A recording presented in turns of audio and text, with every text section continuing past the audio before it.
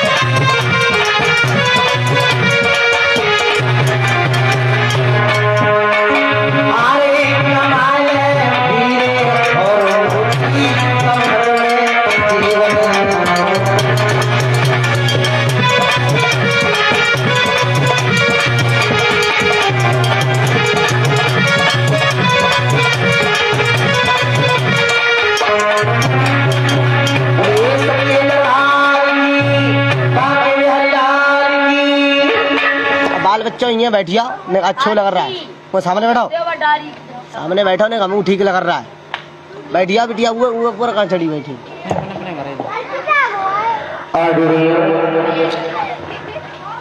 इधर हरिहर क्षेत्र में हरिहर गंगा के किनारे श्री सुखदेव जी समझा रहे हैं, हे राजन उत्तरानंदन परीक्षित, कल रात्रि में भगवान की कथा को आपने श्रवण किया था। महाराज तानपाद के घर में जब दो पुत्र हो गए, महर्षि गर्गाचार्य ने नाम संस्करण किया तो सुनीति के पुत्र का नाम ध्रुव रखा और सुरजी के पुत्र का नाम उत्तम रखा। आज धीरे धीरे उत्तम और ध्रुव सयाने हुए हैं। दोनों साथ ही साथ खेल रहे हैं और कहने लगे, भैया आज चलो पिता के दरबार में चलते हैं। खेलते चले गए और जब दरबार में पहुंचे हैं तो महाराज और तानपाद ऊंचे से सिंहासन पर बैठे हुए हैं। दोनों पुत्रों को आते हुए देखा। महाराज ने सोचा उत्तम को तो हम रोज ही गोद में लेते हैं, आज चलो ध्रुव को गोद में उठा लेते हैं।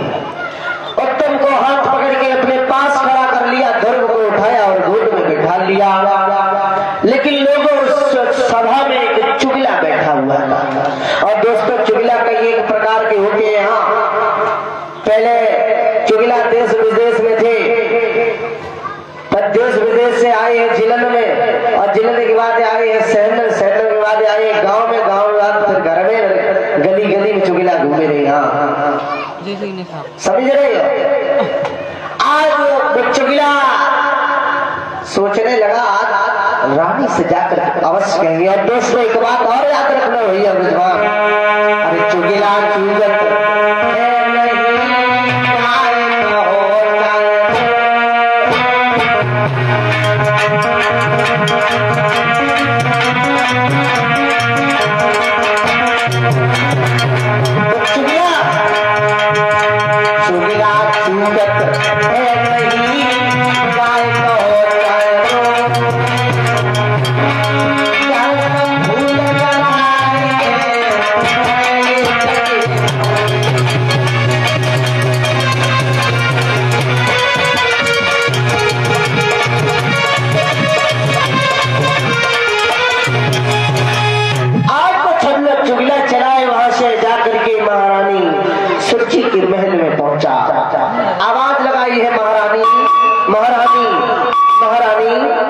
भैया पंचराम सक्सेना इसी गांव निवासी। ठीक है। और इसी बीच में श्रीमान पंचराम सक्सेना भैया जी की तरफ से भगवान के चरणों में 51 रुपए का दान आ रहा है। भगवान से कामना करेंगे धन दौलत से भंडार बढ़ते रहे, किसी चीज की कमी न हो, सर्वदा धर्म के नाम पर हाथ आगे बढ़ते रहे। बोलिए गोविंद भगवान की। आज वो चुगला वहां से पहुंचा, रानी के महल में गया और कहने लगा महारानी आज तो गजब हो गया, आज महाराज ने ऐसा कार्य किया जो बताने के लायक नहीं है, जिसकी औकात नहीं है। आपके पैरों की धूल तक भी आज वो गोद में बैठा है। चीख करके सुरची कहने लगी चाचा कहना क्या चाहते हो? बोले कहना क्या चाहते हैं? अरे जो समिति का पुत्र है गर्व, महाराज ने उसको अपने गोद में बिठा लिया। आज जो इतनी बात सुनी है सुरची ने क्रोध में आकर के कहने लगी मैं अभी चल रही हूं आपके साथ में। आती ही सुरची पहुंची है महाराज के दरबार में, आगे बढ़कर के गर्भ को गोद से उतारा और गाल में ताज से तमाचा दिया। अरे नीच पापी, अरे इतना ही गोद में बैठने का शौक था तो भगवान का कुछ भजन किया होता कि तू मेरे गर्भ से जन्म लेता, तब इनके गोद में बैठने का हक था तेरा। आज रोते हुए धर्म बाहर से चला, नेत्रों से आंसू निकल आए जो लकीर बनाते हुए धरती पर समा गए। रोते रोते धर्म आज अपनी मैया के पास में पहुंचे और जब मैया ने अपने पुत्र को रोते देखा, आज रो करके मैया कहने लगी लाला मेरे लाल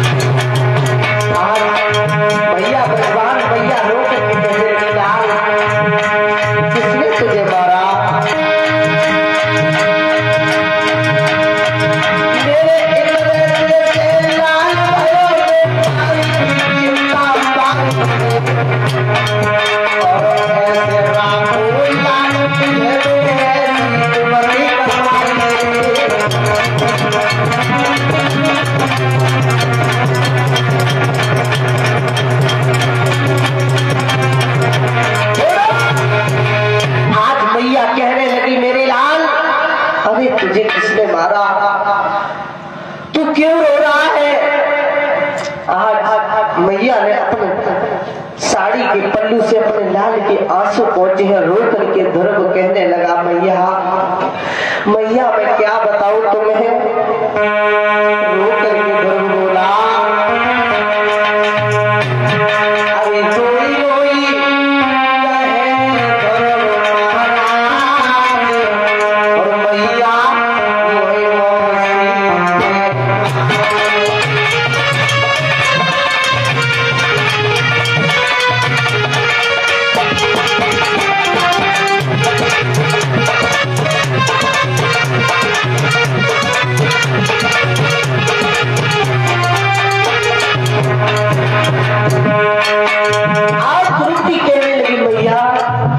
किसी ने नहीं मारा, मौसी ने मुझे मारा है मैया। मैया कहने लगी, मेरे लाल क्यों मारा, जल्दी से बताओगे।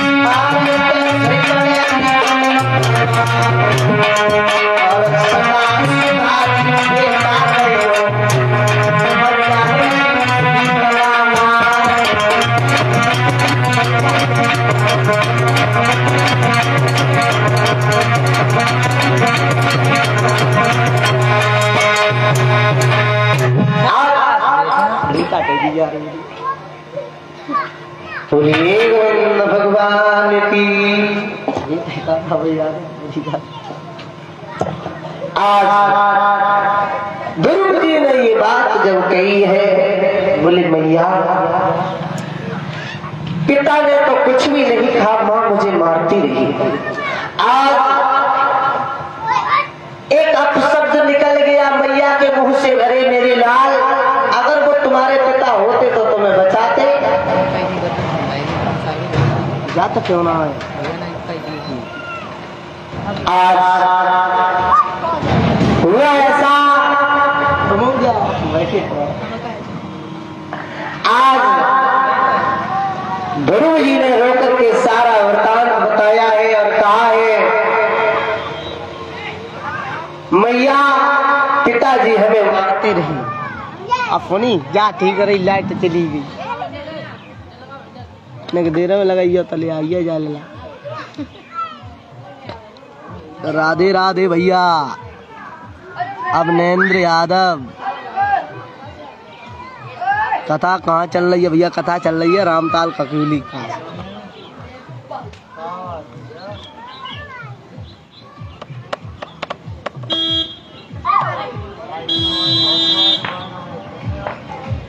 जैसी आदि भैया लाइट चली गई क्या होता है?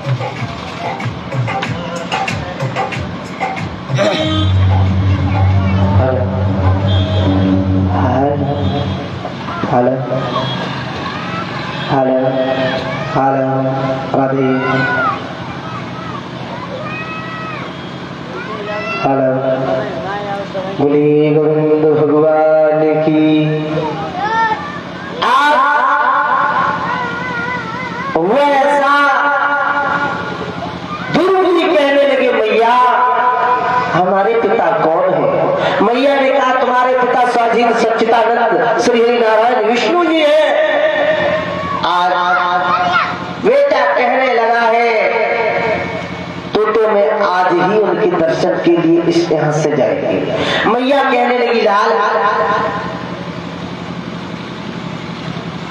तुम मत जाओ अपन को लिए, और एक बात कही है,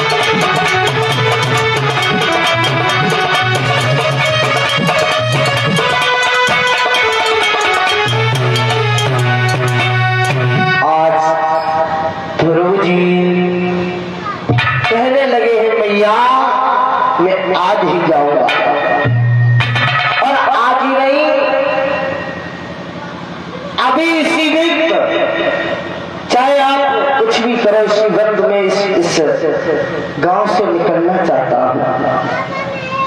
मैया कहने लगी है लाल मान जाओ। आज जब मैया ने ये बात जान ली कि बेटा नहीं रुकेगा तो आशीर्वाद देने के बाद कहने लगी जाओ मेरी लाल, जाकर के भगवान को प्राप्त करो। आज ध्रुव जी जैसे ही गांव से चले हैं तो महाराज उत्तान पाठ को खबर लगी है कि आपका पुत्र आपके इन राज दरबारों को छोड़ करके जंगल में भजन करने के लिए जा रहा है। खबर भिजवाई है, कहा ध्रुव तुम जंगल में ना जाओ, तुम्हारी माँ को जो जौ की रोटी मिलती है उसके बाद में शुद्ध गेहूं की रोटी मिलेगी, मन के लिए ना जाओ। जब इतनी बात ध्रुव जी को पता लगी तो ध्रुव जी सोचने लगे हैं